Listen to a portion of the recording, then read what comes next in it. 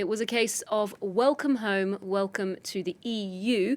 That's how European Council Chief Charles Michel greeted Volodymyr Zelensky as the Ukrainian president arrived in Brussels. It's just the latest stop on a tour of Europe that saw him meet with UK Prime Minister Rishi Sunak in London yesterday.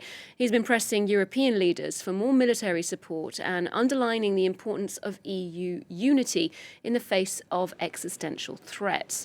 The question of EU membership was also a major theme addressed by Commission President Ursula von der Leyen and Zelensky himself. Let's hear from them. Your fight is a fight for independence, for democracy, for a free Europe. We all heard the urgency of your call to support Ukraine now. You spoke in a very moving manner about and praising the European way of life.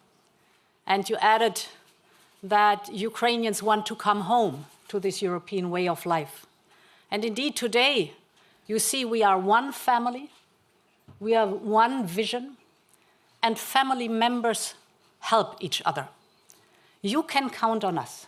Long-term peace in Europe will only happen when Ukraine will gain the victory and will become the member of the European Union. This is the unity we've managed to build. Well, for more on this visit to Brussels, we can now cross to our Europe editor, Armen Georgian, who's been following that series of meetings for us. Armen, there's been a lot of symbolism here, but has Zelensky achieved much so far? Well, it was interesting to see the nuance between how President Zelensky described his meetings in London and how he described his meetings in Paris. So on the former, he said he thought that results have been achieved and that a decision has been moved on long-range missiles and the training of Ukrainian pilots. That's for the British leg of the tour.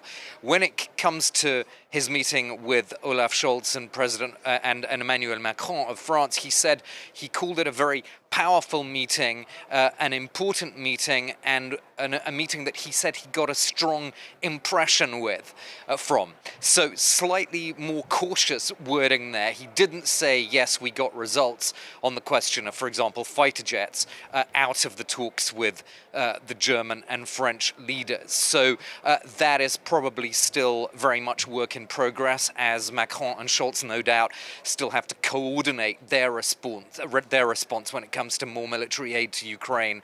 So I think Zelensky was being pretty cautious about that part of his diplomatic tour. But then, as we speak now, Olivia, he's also having bilateral meetings with various EU heads of state and government here to try and push the question of more military aid to Ukraine. So we'll have to see later on this afternoon if anything more is announced on that question.